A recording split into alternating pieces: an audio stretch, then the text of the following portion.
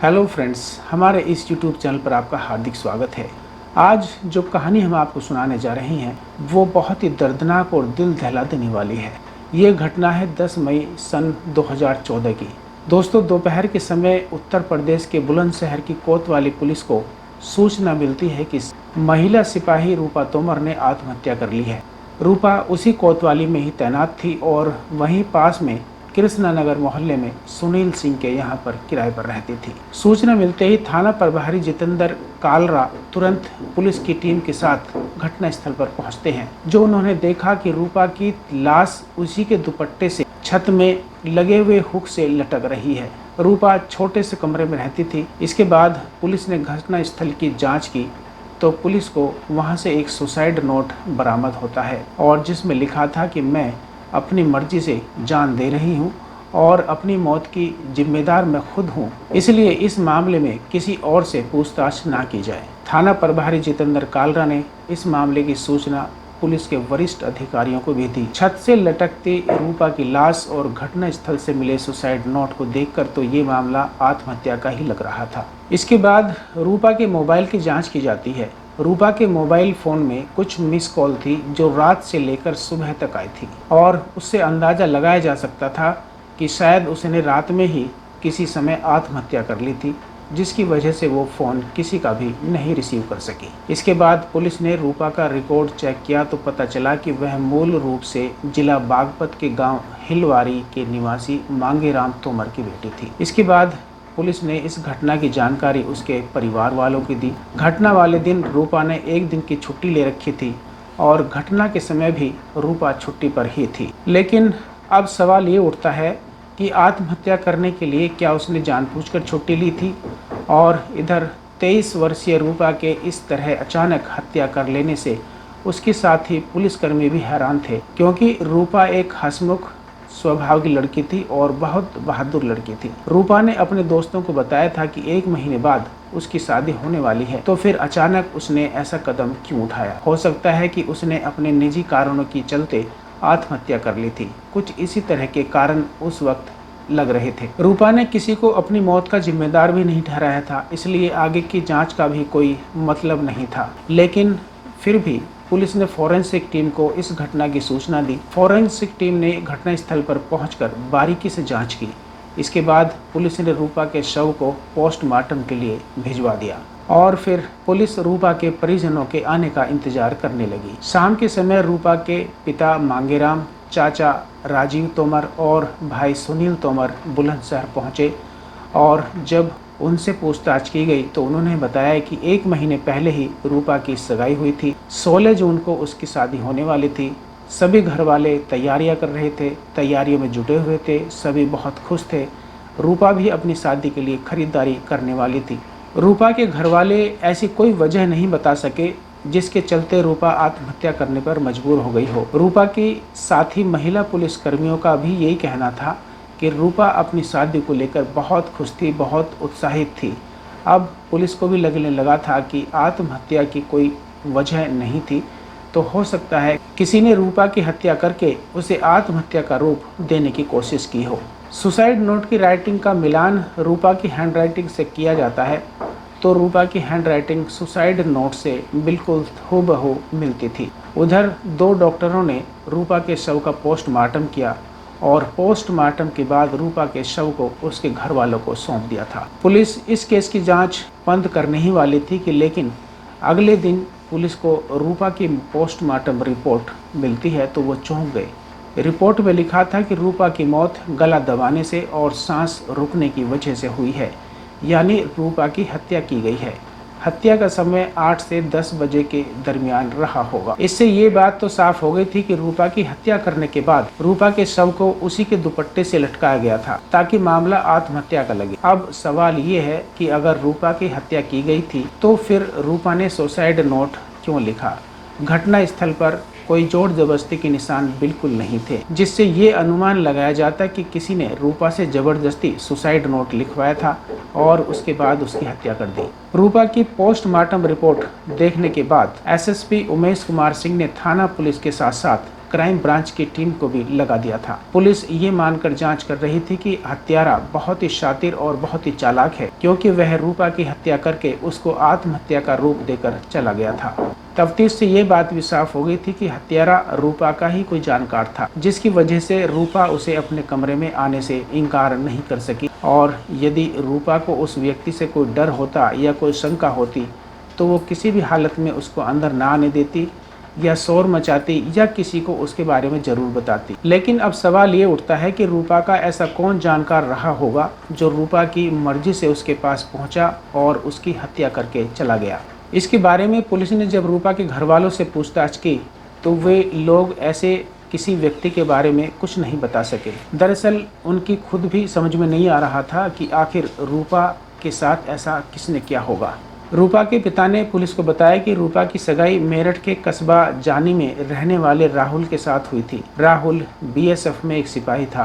फिलहाल उसकी पोस्टिंग बिहार की राजधानी पटना में है। राहुल और रूपा के साथ साथ उन दोनों के परिवार भी इस रिश्ते से बहुत खुश थे और दोनों ही परिवारों में इसकी खुशियां मनाई जा रही थी और तैयारियां शुरू हो गई थी। जब पुलिस को कहीं से कोई सुराग या सबूत नहीं मिला तो पुलिस ने रूपा के मोबाइल नंबर की कॉल डिटेल निकलवाई।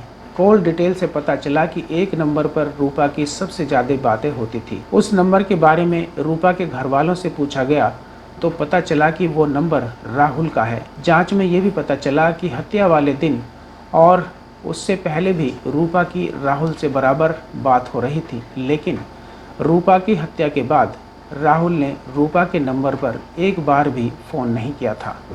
इसके बाद पुलिस ने राहुल के नंबर पर फ़ोन किया तो उसका फ़ोन स्विच ऑफ जा रहा था। जब पुलिस ने रूपा के मकान मालिक से बातचीत की और उनसे पूछताछ की तो उसने पुलिस को एक ऐसी जानकारी दी जिससे पुलिस का शक अब राहुल पर गहराने लगा था। मकान मालिक ने बताया कि रूपा ने उसे एक दिन पहले ही बताया कि उसका मंगेतर उससे मिलने के लिए आ रहा है। ये जानने के बाद पुलिस ने राहुल के फ़ोन की लोकेशन चेक की तो पता चला कि घटना वाले दिन भी दोपहर से लेकर रात तक राहुल की लोकेशन बुलंदशहर में ही थी।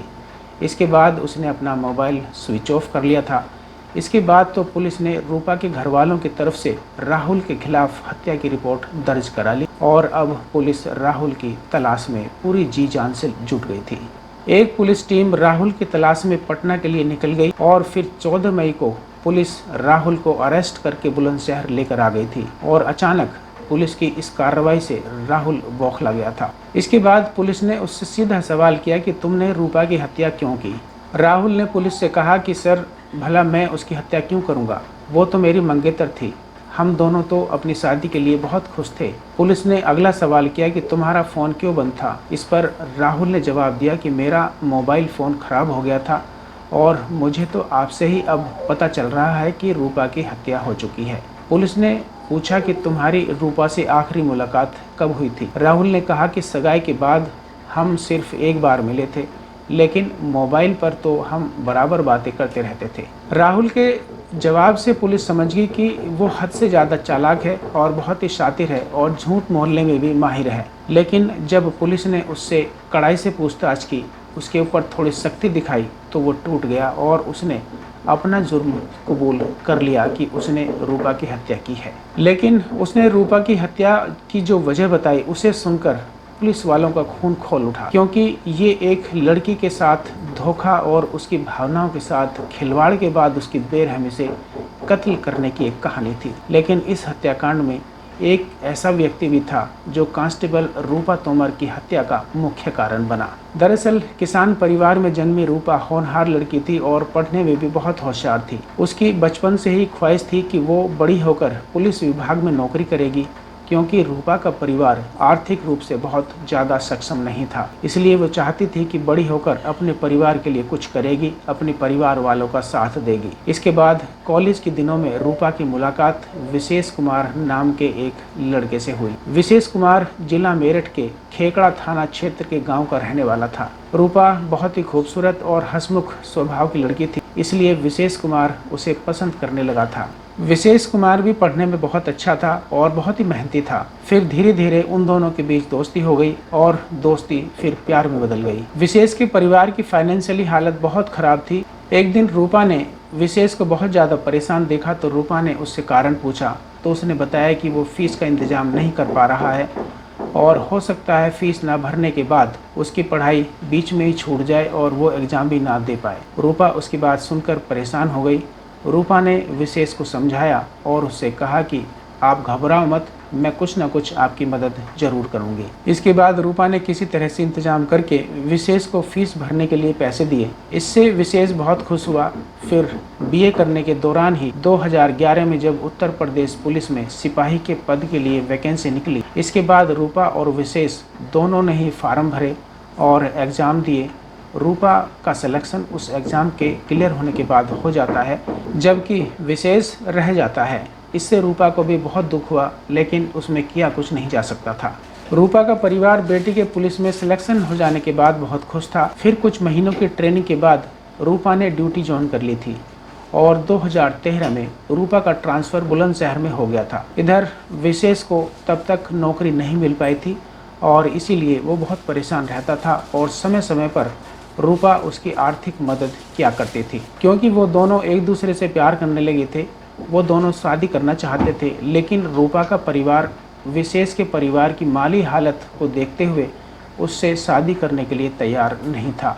इधर विशेष ने सोचा कि उसे खूबसूरत और नौकरी करने वाली पत्नी मिल जाएगी तो उसकी फाइनेंशियली प्रॉब्लम हमेशा के लिए दूर हो जाएगी। लेकिन रिश्ता ना होने के कारण उसका प्लान सारा फेल हो गया था और उसके दिल में इंतकाम की चिंगारी भड़कने लगी थी। उसने मन ही मन सोच लिया था कि अगर रूपा उसकी नहीं हुई तो वो उसको किसी और की भी नहीं होने देगा। लेकिन उसने ये बात कभी किसी के सामने जाहिर नहीं की थी, क्योंकि उसे एक लालच ये भी था कि मांगने पर रूपा उसे पैसे दे दिया करती थी।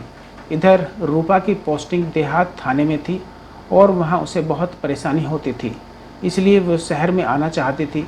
इसी दौरान उसकी मुलाकात एक सिपाही सुशील से हुई। सुशील क्राइम ब्रांच का था और वो मूल रूप से जिला शामली के थाना कांधला क्षेत्र के गांव भमीसा का रहने वाला था। सुशील बहुत तेज तर्रार था और अधिकारियों के संपर्क में रहने से डिपार्टमेंट में उसकी अच्छी बातचीत थी।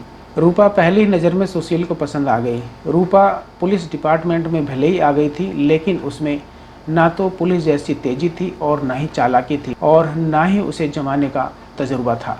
सुशील ने दोस्ती का हाथ बढ़ाया तो रूपा ने भी इनकार नहीं किया और सुशील से दोस्ती कर ली। इसके बाद रूपा ने अपनी प्रॉब्लम सुशील को बताई और सुशील यही तो चाहता था कि रूपा पूरी तरह से उसके जाल में फंस जाए। इसलिए उसने अधिकारियों से अच्छी बात होने का फायदा उठाया और रूपा को शहर में लाने का प्रयास शुरू कर दिया। इस प्रयास में वह कामयाब भी हो गया और रूपा का ट्रांसफ़र शहर कोतवाली में हो गया। दोनों के बीच मुलाकातों और बातों का सिलसिला बढ़ने लगा तो सुशील ने प्यार का इजहार करते हुए रूपा से शादी करने की बात कही। क्योंकि सुशील मेरठ का ही रहने वाला था, इसलिए रूपा ने सोचा कि सुशील भी पुलिस डिपार्टमेंट में है तो हम दोनों शादी करके एक साथ रहेंगे और खुश रहेंगे। लेकिन इधर शादी की बात करते समय सुशील ने यह भी कहा कि 2 साल तक अभी हम शादी नहीं करेंगे, क्योंकि उसने रूपा को बड़े बड़े सपने दिखा दिए थे। इसलिए वह 2 साल के बाद भी शादी करने को तैयार थी। रूपा कॉलेज के दोस्त विशेष को अभी भी अपना दोस्त मानती थी, लेकिन उसे ये नहीं पता था कि उससे शादी ना होने के कारण विशेष अब रूपा का दुश्मन बन चुका था। रूपा उसे अपना समझती थी, इसलिए उसने सुशील के बारे में विशेष को बताया। विशेष तो पहले से ही नाराज था, फिर भी उसने रूपा की हाँ में हाँ मिलाई, लेकिन वो अंदर ही अंदर जल रहा था।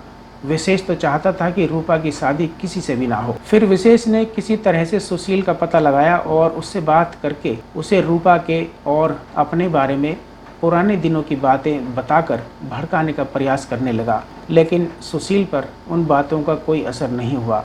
उधर रूपा ने सुशील के बारे में अपने घर वालों से बात की और जब उन्हें पता लगा कि उसकी बेटी शादी करना चाहती है तो उन्होंने सुशील के बारे में पता लगाना शुरू किया। लेकिन उन्हें जो जानकारी मिली उसे सुनकर उनके पैरों तले जमीन निकल गई, क्योंकि सुशील पहले से ही शादीशुदा था और एक बच्चे का बाप भी था। जब ये बात रूपा को पता चली तो उसके सारे सपने टूटकर बिखर गए। रूपा समझ गई थी कि सुशील को शादी की जल्दी क्यों नहीं थी। सुशील शादी के बहाने रूपा की इज्जत से खेलना चाहता था। इस बात से रूपा को बहुत दुख हुआ। इसके बाद रूपा ने सुशील से दूरी बना ली और उसको बुरा भला भी कहा। उधर रूपा के पहले प्रेमी विशेष को भी इस बात से बहुत सुकून मिला। हालांकि रूपा से अफसोस जताकर उसका सच्चा हमदर्द होने का नाटक करता रहा। इसी बीच सुशील का ट्रांसफ़र बागपत जिले में हो गया था और वो वहाँ से चला गया था। इधर रूपा के घर वालों ने उसके लिए रिश्ते की तलाश शुरू कर दी थी और फिर मार्च 2014 में रूपा की मंगनी राहुल नाम के लड़के से हो गई। राहुल एक अच्छे परिवार से था और वो एक फौजी जवान था। जब रूपा और राहुल ने एक दूसरे को पसंद कर लिया तो उन दोनों का रिश्ता तय हो गया था। दोनों ही परिवार चाहते थे कि शादी जल्द से जल्द कर दी जाए, इसलिए 7 अप्रैल को सगाई की रस्म पूरी कर दी गई और शादी की तारीख 16 जून तय कर दी गई। सगाई होने के बाद रूपा और राहुल की फ़ोन पर बात होने लगी थी। रूपा ने राहुल को विश्वास दिलाया था कि वो उसे बहुत प्यार करती है और हमेशा करती रहेगी। राहुल भी बहुत खुश था और रूपा भी खुश थी। रूपा ने सबको बता दिया था कि 1 महीने बाद उसकी शादी होने वाली है। उधर विशेष कुमार, जो रूपा से झूठी हमदर्दी जताकर उससे पैसे मांगता रहता था और पुलिस की माने तो रूपा विशेष को उन दिनों 2 से 2.5 लाख रुपए दे चुकी थी। लेकिन रूपा नहीं जानती थी कि वो आस्तीन का सांप है। विशेष को जब रूपा की सगाई और शादी होने के बारे में पता चला तो एक बार फिर उस पर बिजली से गिर पड़ी और उसने तय कर लिया कि वो इस रिश्ते को भी तुड़वा कर मानेगा और किसी भी हालत में इसकी शादी उससे नहीं होने देगा। उधर सुशील भी रूपा से नफरत करता था क्योंकि उसकी पोल खुल चुकी थी। इसलिए विशेष ने फोन करके रूपा की शादी के बारे में सुशील को बता दिया था। सुशील क्राइम ब्रांच में रह चुका था, इसलिए उसने सबसे पहले रूपा की कॉल डिटेल हासिल की और इससे सुशील को उस नंबर का पता चला जिस नंबर पर रूपा सबसे ज़्यादा बात किया करती थी और वो नंबर राहुल का था। सुशील ने राहुल का नंबर विशेष को बता दिया। विशेष ने राहुल को एक दिन फ़ोन करके बताया कि वह और रूपा एक दूसरे से प्यार करते हैं। विशेष ने राहुल से कहा कि तुम रूपा से शादी ना करो क्योंकि मैं उससे शादी करना चाहता हूँ। विशेष ने अपना नाम बताए बिना राहुल के सामने ये शर्त भी रखी कि वो इस बारे में किसी को कुछ भी ना बताए। अपनी होने वाली पत्नी के बारे में ऐसी बातें सुनकर राहुल का खून खोल उठा। उसने रूपा से इस बारे में बात की तो उसने इन सब बातों को झूठ बताया। खैर, उन दोनों के बीच झगड़ा और प्यार ऐसे ही चलता रहा और धीरे धीरे राहुल को विश्वास हो गया था कि कोई उसे भड़काने की कोशिश कर रहा है और उनकी इस शादी को तोड़वाना चाहता है। फिर राहुल को विश्वास में लेकर रूपा ने वह नंबर हासिल कर लिया जिससे राहुल को फ़ोन किया गया था। लेकिन जब रूपा ने ये देखा कि यह नंबर विशेष का है तो रूपा ने तुरंत विशेष को फ़ोन करके खूब लताड़ा और उसको भी बुरा भला कहा। विशेष ने अपनी सफाई देने की चाही लेकिन रूपा ने उसकी एक नहीं सुनी। इसके बाद विशेष की हालत हारे हुए जुआरी की जैसी हो गई थी क्योंकि रूपा ने उसे बात करनी छोड़ दी थी और उसको पैसे भी देने बंद कर दिए थे। इसके बाद सुशील ने भी राहुल को फ़ोन करके अपने और रूपा के रिश्ते के बारे में बताया और राहुल को रूपा से दूर रहने के लिए कहा। इन बातों से राहुल का दिमाग बहुत ज़्यादा ख़राब हो गया था और इस तरह विशेष और सुशील ने मिलकर उसके मन में शक के बीज बो दिए थे। इसके बाद रूपा और राहुल के बीच फ़ोन पर ही झगड़ा होने लगा। उधर रूपा का परिवार शादी की तैयारियां करने में जुटा था और उधर ये सब कुछ चल रहा था। झगड़ा होने के बाद राहुल ने रूपा से बात करनी बंद कर दी थी जिसकी वजह से रूपा बहुत ज़्यादा परेशान हो गई थी। लेकिन फिर भी रूपा राहुल को विश्वास दिलाने के लिए उसे बार बार फ़ोन करती रही और उन दोनों के बीच कई दिनों तक रूठने मनाने का मामला चलता रहा। उधर विशेष राहुल को फ़ोन करके भड़काता रहा और रूपा राहुल को विश्वास दिलाती रही कि वो सिर्फ उसी से प्यार करती है। फिर 1 मई को रूपा ने राहुल से मिलने आने को कहा तो राहुल ने इनकार कर दिया।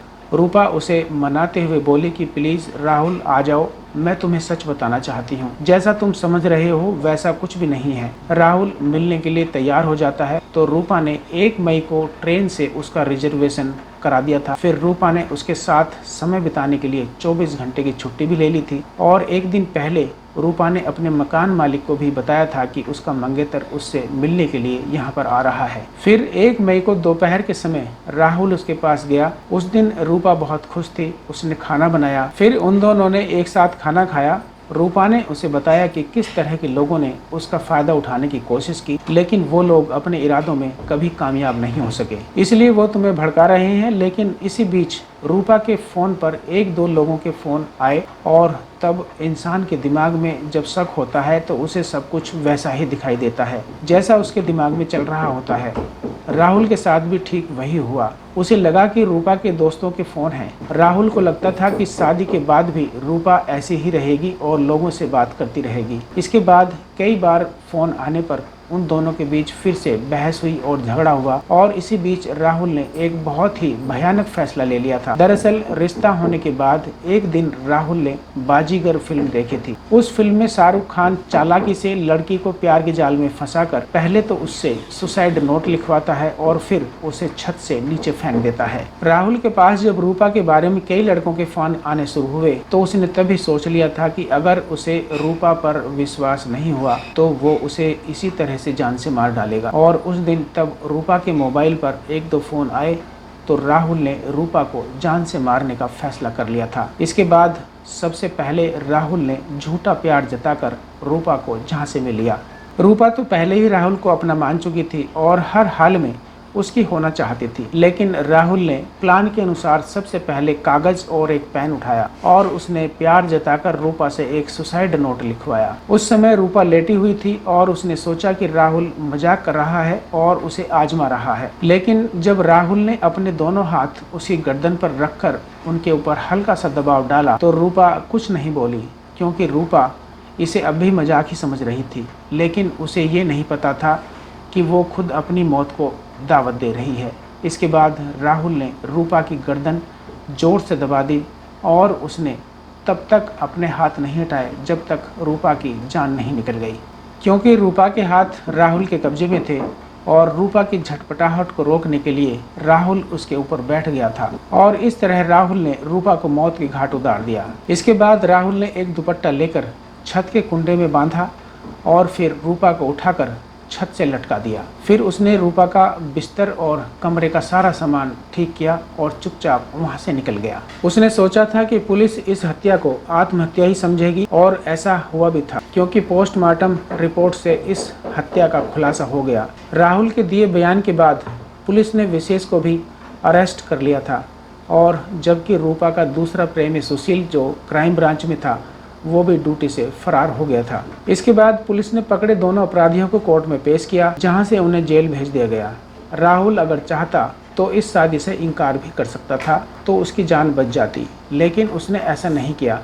उसने दूसरों की बातों में आकर जान से ज़्यादा भरोसा करने वाली मासूम रूपा को गला घोंटकर मौत के घाट उतार दिया था। इस तरह कॉलेज के दिनों में विशेष के साथ परवान चढ़ा प्यार रूपा तोमर की हत्या का मुख्य कारण बना। रूपा ने कभी ये सोचा नहीं था कि उसका प्यार एक दिन उसकी मौत का कारण बनेगा। दास्तान जुर्म अभी बाकी है। हम जल्दी फिर लौटेंगे एक और नई कहानी के साथ।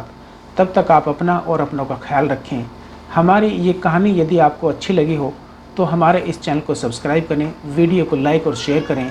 नीचे कमेंट बॉक्स में अपनी राय और सुझाव जरूर दें। बहुत बहुत धन्यवाद।